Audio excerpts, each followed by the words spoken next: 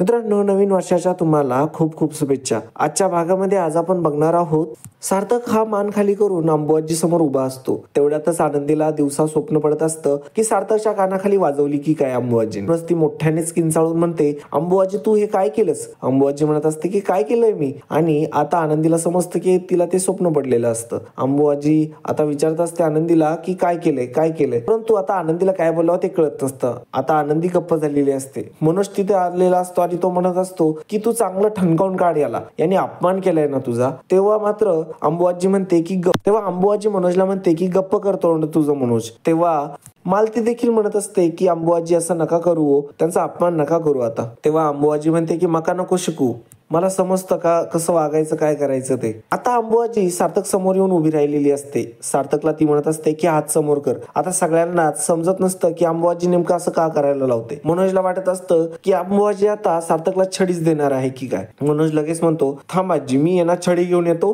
चांगलं सपाटून काढ त्याला. तेव्हा अंबुआजी म्हणते की गप्प बस रे मनोज. आणि ती आता मनोजवरती चिडत असते. अंबुआजी म्हणत असते, मला समजतं काय करायचं ते, मला कोणी शिकू नका. मग आता अंबुआजी तिच्या खिशामधून 5 रुपयाचं नाणं काढते आणि सार्थकच्या हातावरती ठेवते आणि ती सार्थकला म्हणते की सवाशिणीसाठी कुंकू किती महत्वाचं असतं आणि तू त्याचं रक्षण केलं आणि तू तुझ्या बायकोच्या पाठीमागे देखील उभा राहिला आणि याच गोष्टीचं बक्षीस म्हणून मी तुला हे नाणं देते. आणि ती आता सार्थकचं गोड कौतुक करतच त्याला बक्षीस देखील देते. आता ही गोष्ट बघून आनंदी घरामध्ये सर्वांनाच फार आनंद झालेला असतो, परंतु मनोजला मात्र फारच दुःख झालेलं असतं. अंबुआजी हेही म्हणालेली असते की सार्थकने केलेली गोष्ट, कामगिरी ही खरंच उल्लेखनीय आहे. आणि आता सार्थकला देखील फार जास्त आनंद झालेला असतो, परंतु त्याला आनंदाश्रू येत असतात. आता इकडे केदार आणि शलाका दोघेही रूम मध्ये असतात. केदारला फोन आलेला असतो आणि त्याला समजतं की आता कविता शुद्धीवरती आली आहे. तो ही गोष्ट शलाकाला सांगतो आणि दोघेही फारच जास्त घाबरलेले असतात. आणि आता कविता शुद्धीवरती येऊन सुटण्याचा प्रयत्न देखील करत असते. आता दुसरीकडे इकडे मनोज पेपरमध्ये न्यूज बघत असतो, कुठे कंपनी भेटते की काय. तेवढ्यातच तिथे आता लीना आलेली असते. लीना म्हणत असते की मला घर खर्चासाठी काही पैसे हवेत. तेव्हा मनोज म्हणत असतो की घर खर्च हा शब्द जरी ऐकला ना तरी माझ्या कानामध्ये मुंग्या येतात. तेव्हा आता लीना म्हणत असते की परंतु आता घर खर्चाशिवाय कसं चालणार. तेव्हा मनोज म्हणत असतो की आत्ताच तर किराणा आणला होता ना. तेव्हा लीना म्हणत असते की अहो तो किराणा आणला, परंतु दूध, भाजीपाला या सगळ्या गोष्टींना पैसे लागतात आणि सोबतच ट्युशनची फी देखील भरलेली नाहीये. आता ती फी भरण्यासाठी टीचर सारख्या फोन करताय. तेव्हा मनोज म्हणतो की काय गरज आहे त्या ट्युशनची, तुला नाही घेता येत का अभ्यास. तेव्हा लीना म्हणते की हो मी घेऊ शकते, परंतु ती बाकीच्या मुलांसोबत देखील चांगला अभ्यास करते ना म्हणून पाठवते तिला. लीना म्हणत असते की तुम्ही इतकं का चिडताय, परंतु अहो पगार तर झाला असेल ना आता, मग देऊन टाका ना, तेवढी फी किती काय. आता तो लीनावरती फारच ओरडत असतो आणि तो म्हणत असतो की तुम्हाला काटकसर करता येत नाही का. लीना म्हणते की अहो काय काटकसर करणार. आणि ह्या सगळ्या गोष्टी सार्थक बघत असतो. सार्थकला या सगळ्या गोष्टी समजलेल्या असतात की घरामध्ये पैशाचा प्रॉब्लेम चालू आहे मनोजकडे. आणि मनोज म्हणत असतो की माझा पगार नाही झालाय, माझ्याकडे नाही आहेत पैसे. आणि तो लीनाला म्हणत असतो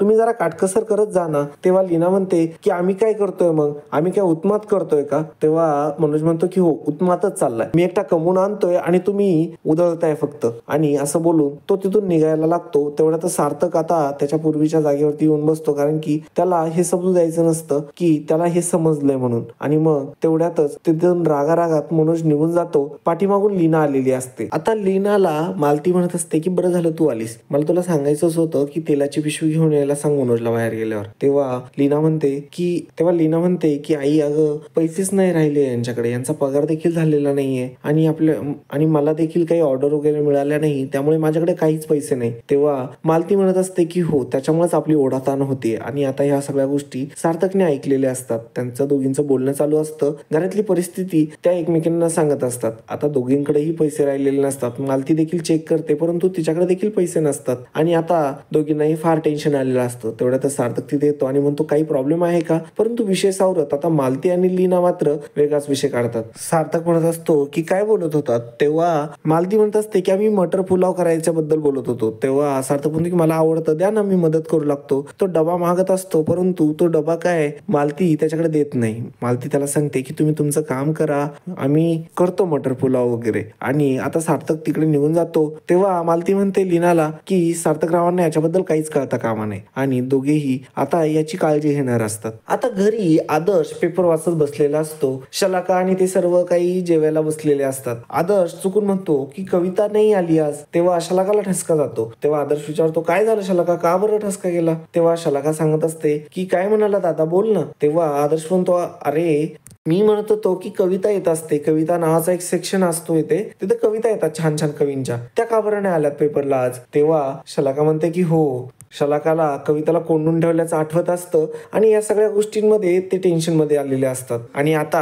आदर्श देखील काही बातम्या वाचून दाखवत असतो आणि एक बातमी ऐकल्यानंतर अर्णव म्हणत असतो की मी देखील हरवलो होतो, मग मला मामीने घरी आणून सोडलं. तेव्हा आदर्श म्हणतो की कविता आली होती घरी. तेव्हा शलाका म्हणत असते की हा काही पण खोटारडा बोलतो. आणि तेव्हा रुद्रा देखील म्हणते की मला देखील हेच सांगितलं त्याने, कसं काय खोटं बोलतोय तो? तेव्हा शलाका आता त्याला टपली मारते. अर्णवला म्हणत असते की काही काय स्टोऱ्या सांगत असतो रे. आणि आता आदर्शला समजलेलं असतं की शलाका नाटकं करते आणि आदर्श म्हणतो की कविता आली होती इथं. आता इकडे दुसरीकडे घरी परिस्थिती खरंच खराब झालेली असते आणि सार्थकला ही गोष्ट समजलेली असते. सार्थक आता आनंदीकडे येतो, आनंदीला सगळ्या स्टोरी सांगतो, काय झालं कसं झालं, आणि तो तिच्याकडे 4,000 रुपये देत तिला म्हणतो मी सांगतो तसं कर आणि तशा प्रकारे त्यांना पैसे दे, कारण की माझ्याकडून तर ते घेणार नाही, आता हे फक्त काम तुम्हीच करू शकता. आणि मनोज दादांनी देखील काही पैसे दिलेले नाहीयेत आणि त्यांच्याकडे देखील नाहीयेत आणि घरामध्ये आता काही राहिलेलं नाहीये, तेव्हा तुम्ही आता हे पैसे मी सांगतो त्या पद्धतीने ठेवा. मग आता आनंदी पैसे ठेवण्यासाठी जाते. आता इकडे मात्र लीना आणि मालती दोघी बोलत असतात, त्यांच्याकडे पैसे नसतात आणि त्या एकमेकींना म्हणत असतात की एवढ्या तांदळात पुलाव होईल का सर्वांना? तेव्हा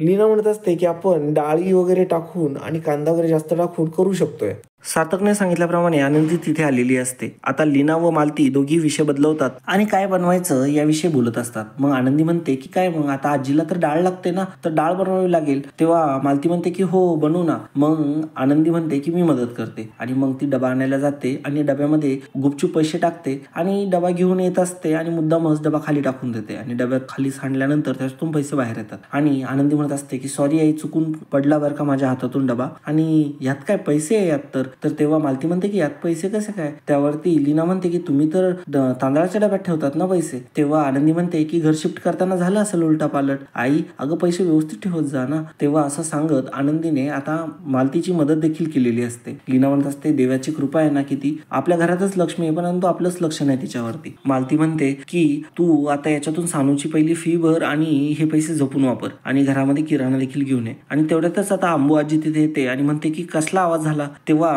आनंदी म्हणत असते की माझ्याकडून चुकून सांडलं हे खाली. तेव्हा आता अंबू आजी आनंदीवरती ओरडत असते. आता अंबू आजीला एक फोन आलेला असतो. फोन बघूनच अंबू आजी फारच घाबरते आणि आता एवढं अंबू आजीला पहिल्यांदा घाबरलेलं बघून आनंदी विचारते की काय झालं आजीला? तेव्हा मालती म्हणते की प्रत्येकाला मोठी ठेवणारं कोणी ना कोणतरी असतंच आणि मग सर्वजणी हसायला लागतात. आता अंबू आजी बाहेर आलेली असते आणि फोनवरती आजोबांशी बोललेली देखील असते. आता ही गोष्ट सार्थकने देखील बघितलेली असते. सार्थक म्हणत असतो अंबू आजी असं काय घाबरताय तुम्ही? मला तर आश्चर्य वाटतंय तुम्ही घाबरताय हे बघून. अंबू आजी सार्थकला ओरडतच तिथून निघून जाते आणि सार्थक मात्र फारच हसत असतो. तेवढ्यातच अण्णा तिथे येतात. अण्णा म्हणत असतात की काय झालं सार्थक सर, काही बोलल्या का पुन्हा आत्या? तेव्हा सार्थक म्हणतो की नाही मला तर असं वाटत होतं वाघिणीची मांजर झाली की काय, कारण की आजी एवढ्या घाबरल्या होतात ना. तेव्हा अण्णा हसतात. तेव्हा आता अण्णा सांगू लागतात की 100% काकांचा फोन आला असणार, खूप घाबरते ती. आणि मग दोघेही आता खूप हसायला लागतात. आता सार्थक व आनंदी रात्री एकमेकांशी गप्पा मारत असतात. त्यांचा विषय चाललेला असतो. घरामध्ये झालेल्या परिस्थितीबद्दल देखील आता आनंदी सार्थकला सांगत असते